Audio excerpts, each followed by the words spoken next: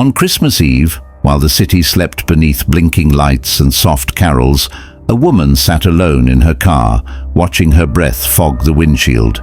She had nowhere to go, no family willing to open their door, no warmth waiting for her.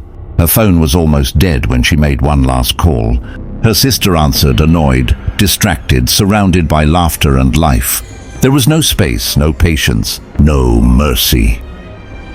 The call ended with silence, heavier than the cold outside.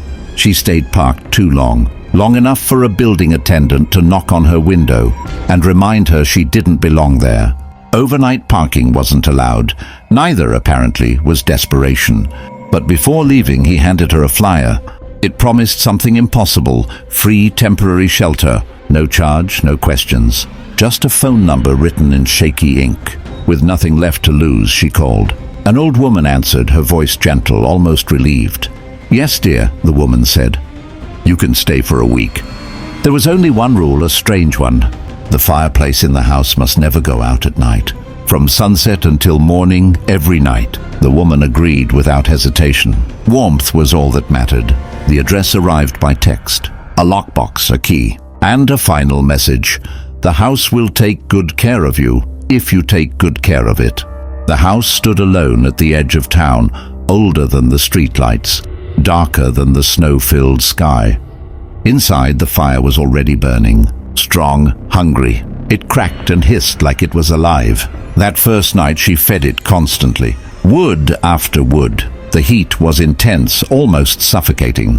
When she stepped away, the flames dropped instantly, as if offended.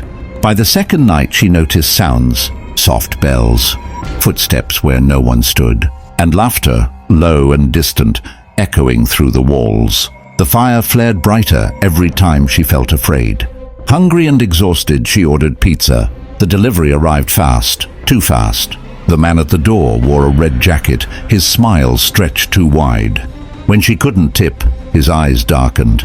Then suddenly he smiled again, handed her the pizza for free. "Merry Christmas," he said, before disappearing into the night without footsteps or tire sounds. Minutes later, her phone rang.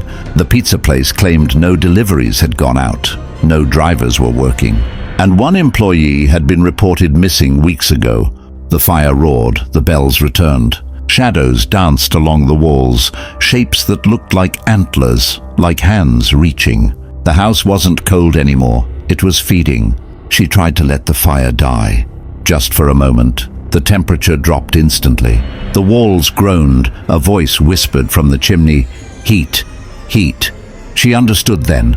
The rule wasn't tradition, it was survival. The fire didn't keep the house warm. It kept something else asleep. When morning came, the house was empty. The fire still burned.